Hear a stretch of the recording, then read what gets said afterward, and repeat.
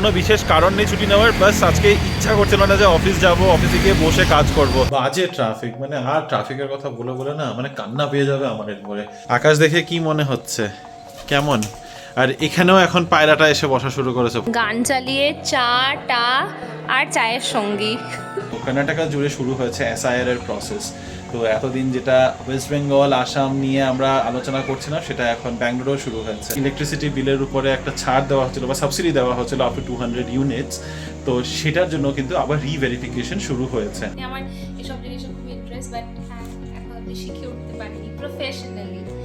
Cosmetics সবাই আমরা জানি, যারা জানো না তাদের তো জানি, ওদের একটা পিঙ্ক থেরাপি একটা রেঞ্জ আছে। এই আগামী শনিবার মানে 11ই জুলাই রয়েছে হলো বাংলা কালেকটিভের একটা ইভেন্ট। বঙ্গোৎসব 3.0 এর জন্য আমরা খুবই এক্সাইটেড। এটা হচ্ছে হলো Palace Grounds, gate number 9, Princess Green. এই বছর আরো একটা এরকম বাজার উঠে এসেছে, যেটা হচ্ছে হলো ম্যানফো কনভেনশন সেন্টারে।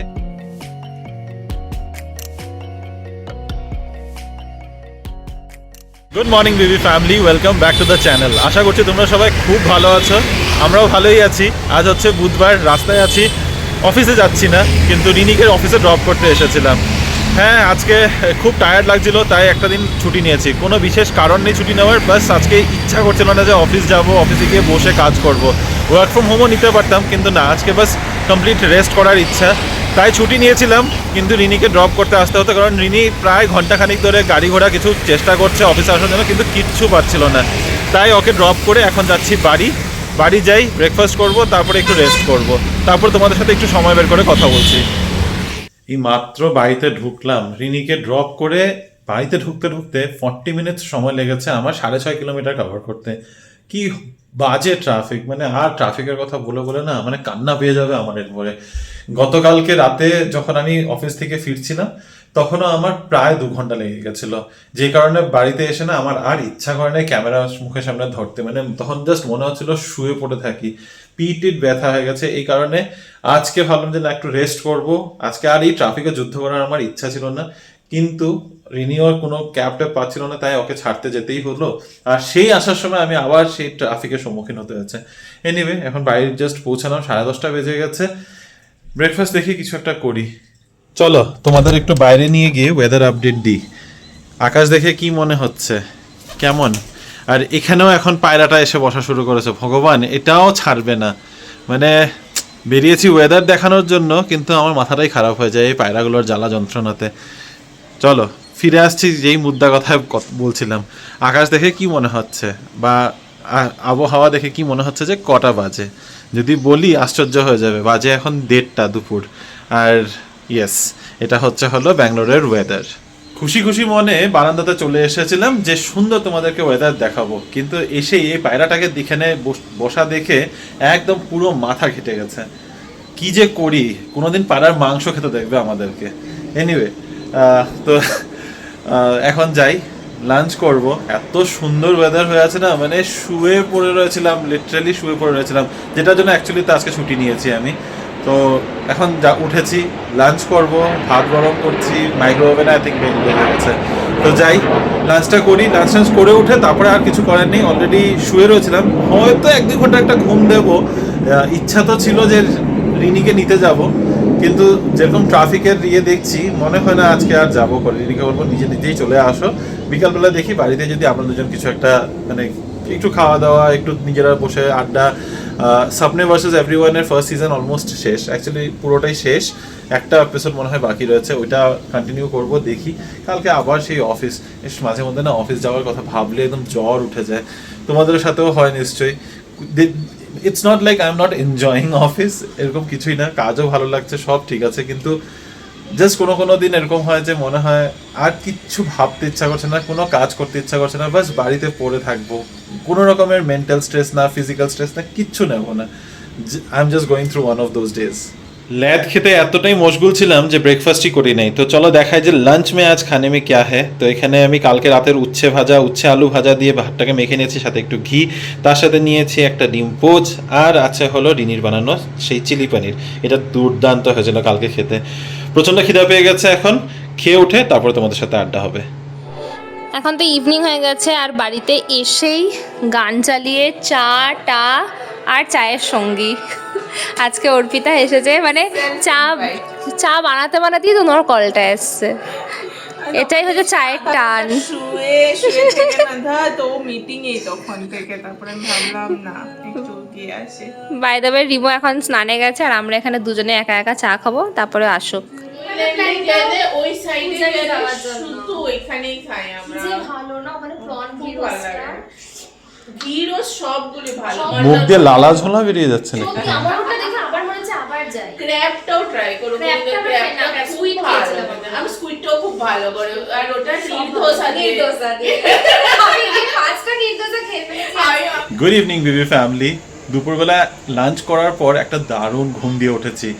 ঘুমের থেকে উঠে সাথে সাথে গিয়ে নিচে চুলদাড়ি কাটিয়ে এসেছি, আর তারপরে গিয়ে এখন বিকেলবেলা স্নান করলাম। তোমরা জানোই বাড়িতে থাকলে আমার স্নান করতে দেরি হয়েই যায়, বা বলতে পারো আমি জেনে বুঝেই লেট করতে থাকি, যে হ্যাঁ ঠিক আছে পরে করব, সেই পরটা যে একদম সন্ধ্যাবেলা গিয়েই হয়। এনিওয়ে বিকেলবেলার অর্পিতাও আসলো, এখন বসে রিনি আর অর্পিতা আড্ডা দিচ্ছে। আমি স্নান টান করে বের হলাম, বের হয়ে এখন গাছে জল দিলাম। যে কাজটা সকাল থেকে করব ভাবছিলাম সেটাও করিনি, আমি কি যে ল্যাদ খেয়েছি আজকে।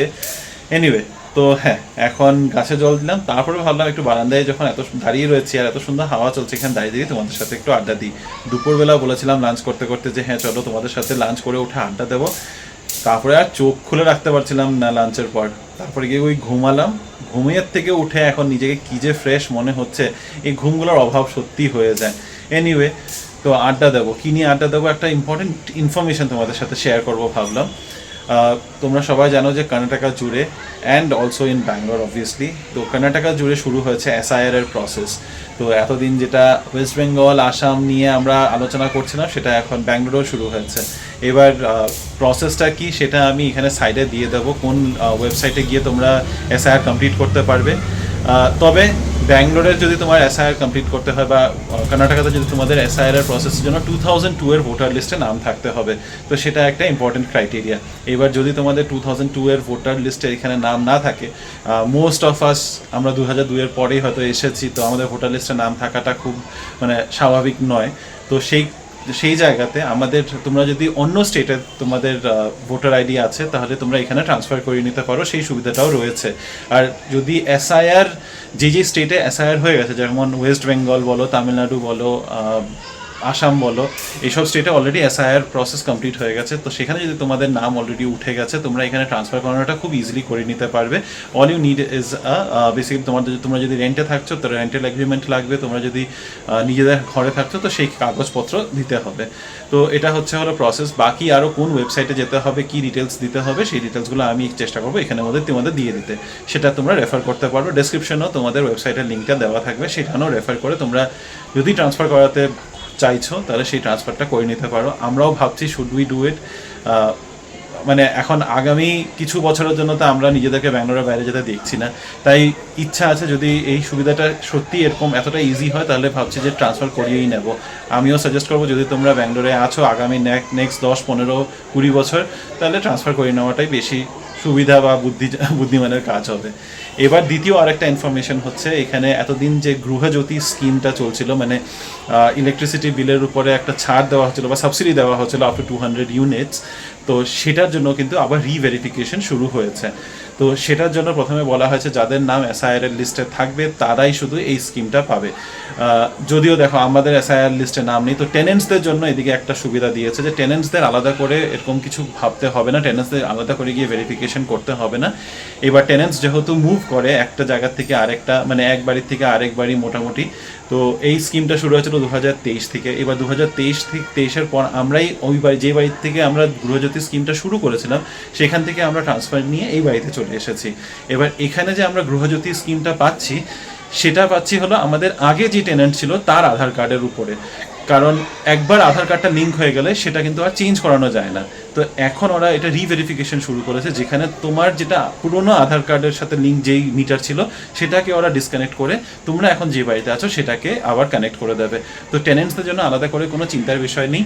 তবে যারা টেনেন্টস নয় তাদের জন্য, যদি তারা যদি তখন তোমরা গৃহজ্যোতি স্কিম অ্যাভেল করছো, তাদের জন্য একটু অসুবিধা হতে পারে। যদি এসআইআর লিস্টে নাম না থাকে তাহলে তোমরা কিন্তু গৃহজ্যোতি স্কিমটা আর পাবে না। আর তার জন্য প্রয়োজন হবে যে তোমরা এই বছর যখন এসআইআর প্রসেসটা চলছে তখন যেন তোমরা মানে ভোটার আইডিতে এখানকার ভোটার লিস্টে তোমাদের নামটা যেন উঠে যায়। যদি সেটা হয় তারপর থেকে আবার করে তোমরা গৃহজ্যোতি স্কিম অ্যাভেল করতে পারবে। তো এই দুটো ইনফরমেশন তোমাদের সাথে শেয়ার করার ছিল। এটাই দুপুর থেকে ভাবছিলাম যে শেয়ার করব করে সেই অন্ধকার রাতে দাঁড়িয়ে তোমাদের সাথে শেয়ার করতে হচ্ছে। রাত 10:15 বাজে। রিনি এতক্ষণ কিচেনে দাঁড়িয়ে এটা কালকে টিফিনের জন্য ব্যবস্থা করেছে। কিচেনে আজকে হ্যাঁ আচ্ছা ঠিক আছে, গল্প টল্প হচ্ছিল। তো ডিনারে আমাদের রয়েছে বোয়াল মাছের ঝোল আর তার সাথে ডাল উইথ আই থিঙ্ক মূলো দেওয়া আছে না পেঁয়াজ দেওয়া কিছু একটা তো শুধু দেওয়া। ডাল ফ্রাই বানিয়েছি, অরহরের ডাল পেঁয়াজ দিয়ে। আচ্ছা আর এখানে টিফিনে এগ পোচকারি আচ্ছা আর ভাত। একটা টেস্ট করা যাবে এটা? নতুন মেকআপ আর্টিস্ট একটা হচ্ছে এখানে আমাদের। মেকআপ আর্টিস্ট না, অ্যাকচুয়ালি আমি বলতে গেছিলাম যে নতুন মেকআপের জিনিস এসেছে, মুদে বেরিয়ে গেছে, মেকআপ আর্টিস্ট বেরিয়ে গেছে। আদর্শ আমার খুবই শেখার ইচ্ছা, বাট এখন অবধি সেই সুযোগটা হয়ে ওঠেনি। আমার এসব জিনিসে খুবই ইন্টারেস্ট, বাট হ্যাঁ এখন অবধি শিখে উঠতে পারিনি প্রফেশনালি। সত্যি কি তোমার ইচ্ছা? না এমনি মেকআপ করতে ভালো লাগে আই নো, মানে do you actually want to learn it professionally? শিখলে নিজের উপরেও করা যায়, অনেক কিছু জানা যায়। বাট মেকআপ আর্টিস্টের কোর্সও এখন অনেক, মানে কোন দিকটা কতগুলো জিনিস শিখবো, নিজেদের কাজের জিনিসও শিখতে হবে। there are too many things. Anyway, দেখো মেকআপ আর্টিস্ট হয়ে যদি ওটার থেকে ওইটাই যদি তোমার মেইন কাজের জায়গা হয়ে যায় দারুণ হবে তাহলে। সত্যি would you be really enjoying it? না না আমি জেনুইনলি জিজ্ঞাসা করছি। সাজাতে কোন মেয়ের না ভালো লাগে, মানে আমার তো পার্সোনালি খুবই ভালো লাগে সাজাতেও আর সাজতেও। মানে হ্যাঁ যতটুকু জানি সেই দিয়েই করি, সেই দিয়ে আমি অনেক ভিডিও বানিয়েছি। এখন অনেকদিন অবশ্য হয় না, সেটাতে রিভু আমাকে খুব কমপ্লেন করে। এখন আমি আর কিছু বলি না তোমাকে, আমি জানি তোমার অনেক কাজের মধ্যে আর হয় না। নিজেও যে একটু সেজে গুজে তোমাদের দেখাবো সেটা আমার হয় না। এনিওয়েজ অনেক কিছু কথা বলছি, কিন্তু কি নিয়ে বলছি সেটা তোমাদের দেখানো হচ্ছে না। তো আমি একটা ছোট মানে একটা প্যাক অর্ডার করেছি, সেটা হচ্ছে রেনে থেকে, রেনে কসমেটিক্স, সবাই আমরা জানি। যারা জানো না তাদেরকেও জানিয়ে দিই, ওদের একটা পিঙ্ক থেরাপি একটা রেঞ্জ আছে কোলাজেন ফর্মেশনের জন্য, basically skin tightening, skin ageing বা ডিহাইড্রেশন এগুলোকে ম্যানেজ করার জন্য ওদের একটা প্রপার কিট আছে। সেইটাকেই আমি অর্ডার করেছি এবং ওটা খুব ভালো, ওদের ওয়েবসাইটেই অফারটা চলছিল, তো সেখান থেকেই কিনেছি। কী কী প্রোডাক্ট এসছে সেগুলোই দেখছিলাম। তো এর মধ্যে না অনেকগুলো আইটেম আছে। একটা আছে তোমাদের আগে থেকে বলে দিই, পিঙ্ক থেরাপি। এটা হচ্ছে নায়াসিনামাইড, হাইলুরনিক অ্যাসিড আর পেপটাইডস কমপ্লেক্সের একটা সেরাম, যেটা নাইট সেরাম। আজকাল মানে এমনি তুমি বলো, বাট আজকাল সব কিছুর মধ্যে হাইলুরনিক অ্যাসিড আর নায়াসিনামাইড থাকেই, অ্যাজ ইফ লাইক ওইটাই সব কিছুর বেস হাইড্রেশনের জন্য। সো এটা হচ্ছে সেরামটা, কালারটা থেকে খুব সুন্দর পিঙ্ক কালারের। এটা but why is it called pink therapy?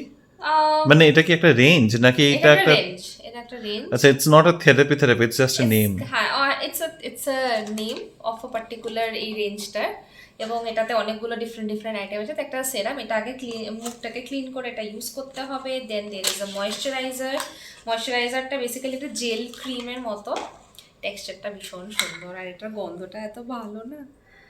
তো এটা মানে এটা তোমার রেগুলার যেটা ময়শ্চারাইজার ওটার বদলে এটা ইউজ করতে হবে এখন? হ্যাঁ এটা লাগিয়ে নাকি এটা শুধু মানে বাড়িতে যখন থাকবে তখন? এটা নাইট থেরাপি, মানে এটা আচ্ছা এটা শুধু রাতে লাগানোর জন্য। তো ফার্স্টে সেরাম, তারপরে এটা হচ্ছে vitamin B3, niacinamide and peptides এর এগেন একটা কভারেজ দেবে স্কিনে, একটা হাইড্রেশনটাকে মেনটেন করবে। And this is the very important thing, যেটা হচ্ছে collagen mask, collagen wrapping mask, যেটা লাগিয়ে ড্রাই করে তারপর ঘুমোতে হবে। And once in the morning এটা সুন্দর করে তুলে নিতে হবে। বেসিক্যালি ওই এটা মাস্ক, ইয়েস এটা লাগিয়ে রাতে ঘুমাবে? হ্যাঁ এটা একটা ট্রাই করতে হবে, জানি না কেমন এফেক্ট হবে, বাট এটার রেসপন্স খুব ভালো আর এটা রেটিংও খুব ভালো, সবাই খুব ভালো রেসপন্স দিয়েছে। তো আমিও ট্রাই করতে চাই এবং তার ডেফিনেটলি কিছুদিন ইউজ করলে বুঝতে পারবো। আমি এর আগে পিলগ্রিমের ভিটামিন সি সিরামটাও ইউজ করেছি, সেটাও খুব ভালো ছিল। আপাতত ওটা শেষ হয়ে গেছে, তাই আমি এইটা অর্ডার করেছি। আমি ডিফারেন্ট প্রোডাক্ট ট্রাই করি, বাট এটা খুব একটা ভালো জিনিস নয়। একটা জিনিস অ্যাটলিস্ট 3-4 মান্থস ইউজ করলে ভালো, বা তার থেকেও বেশি। তো হ্যাঁ মোটামুটি 3 মান্থস আমি ওটা ইউজ করেছি মনে হয়, 2 to 3 মান্থস। এনিওয়েজ এটার সাথে একটা গিফট পেয়েছি রেনার থেকে, সেটা হচ্ছে ওটাও তো পিঙ্ক থেরাপি। হ্যাঁ না এটা একটা লুমি গ্লো ক্রিম, এটা পিঙ্ক থেরাপির মধ্যে পড়ে, এটা ছোট্টটা কিন্তু কিউট প্যাকেজিংটা। এটা হচ্ছে বেসিক্যালি মেকআপ করার সময় একটা ময়শ্চারাইজার, যেটা Sample. হাইলাইটার, হ্যাঁ এটা একটা স্যাম্পল হাইলাইটার ময়শ্চারাইজার, কি কিউট না দেখতে। এনিওয়েজ এইসব প্রোডাক্টসগুলো কিনেছি, তোমরা কেউ ইউজ করলে জানিও, তোমাদের ফিডব্যাকটাও জানতে পারবো। আমি ফার্স্ট টাইম ইউজ করতে চলেছি, আমার রেসপন্স বা আমার কীরকম হয় এটা ইউজ করার পরে সেটাও তোমাদেরকে আমি জানাবো। অ্যান্ড ইয়েস, আপাতত এইসব স্কিন রেঞ্জে কিছু কিছু জিনিসগুলো দেখি ট্রাই করে কেমন কি এফেক্ট হয়, কারণ ব্যাঙ্গালোরে প্রচণ্ড ড্রাই ওয়েদার হয়ে গেছে অলরেডি, আমার স্কিন ভীষণ ডাল হয়ে গিয়েছে। ব্যাঙ্গালোর ওয়েদার এমনিতেই ড্রাই এখন এখানে। এই সময়টাতে আবার হয়ে গেছে ভীষণ ড্রাই। তো হ্যাঁ, তার জন্যই বলতে পারো প্রোটেকশন নিয়ে এসেছি, দেখা যাক এটা কেমন রেসপন্স আসে। রিনির মুখে তোমরা শুনলে যে রিনির মেকআপ নিয়ে কী কী প্ল্যানস রয়েছে, আর এটাও তোমরা শুনলে যে আমি রিনিকে মাঝে মধ্যেই বলি যে ও মেকআপ টিউটোরিয়ালস এখন আর শেয়ার করে না। যদি তোমরা আগামী পুজোর জন্য কিছু মেকআপ টিউটোরিয়ালস দেখতে চাও তাহলে প্লিজ কমেন্ট করো, তাহলে আমিও রিনিকে একটু পুশ করতে পারবো। আমি জানি ও একটু ব্যস্ত থাকে, তার মধ্যে আমিও এখন আর কিছু বলি না, এটার জন্য আলাদা করে সত্যি সময় বের করে বসতে হয়। This is an art, makeup artist, makeup করাটাও একটা আর্টই বলা যেতে পারে, বা বলি সত্যি ইট ইজ অ্যান আর্ট। তাই এটার জন্য আলাদা করে সময় বের করে সত্যিই বসতে হয়। তোমরা যদি কমেন্ট করো তাহলে আমার কাছে আরেকটু বেশি ইনসেন্টিভ থাকবে রিনিকে একটু পুশ করার। এনিওয়ে, পুজো নিয়ে যখন কথা হচ্ছে, এই আগামী উইকেন্ডে আমাদের পুজো রিলেটেড কাইন্ড অফ বলতে পারো, পুজো রিলেটেড একটু নতুন আলাদা রকমের প্ল্যানস রয়েছে। This is the first time we are going to do something different. কেন ডিফারেন্ট সেটাও বলছি। তবে আগামী উইকেন্ড মানে শনিবার দিনে স্পেসিফিক্যালি, এই আগামী শনিবার মানে 11ই জুলাই রয়েছে হলো বাংলা কালেকটিভের একটা ইভেন্ট। এবার বাংলা কালেকটিভটা কি? বাংলা কালেকটিভ হচ্ছে, আমি দেখে বলছি ওদের পেজ থেকে, Bangalore's first Bengali music and events community. এটার হঠাৎ করে আমার কাছে একদিন অ্যাড আসলো, দেখে খুব ইন্টারেস্টিং লাগলো। তো আমি ওটার বুক মাই শো থেকে ওদের টিকিটস বুক করলাম। ওদের এটা হচ্ছে হলো বাংলা কালেকটিভের আড্ডা 3.0। ওদের ফার্স্ট যেটা ইভেন্ট আড্ডা 1 হয়েছিল ফেব্রুয়ারি মাসে, 14th February if I am not wrong. আর সেকেন্ডটা হয়েছিল হলো পয়লা বৈশাখের আশেপাশে, 13th এপ্রিল বা 14th এপ্রিলের কাছাকাছি। এইবারেরটা হচ্ছে হলো এখানে আমাদের বাড়ির কাছে সরজাপুর সোশিয়ালে। তোমরা যদি ইন্টারেস্টেড থাকো তোমরা টিকিট বুক করে নিতে পারো।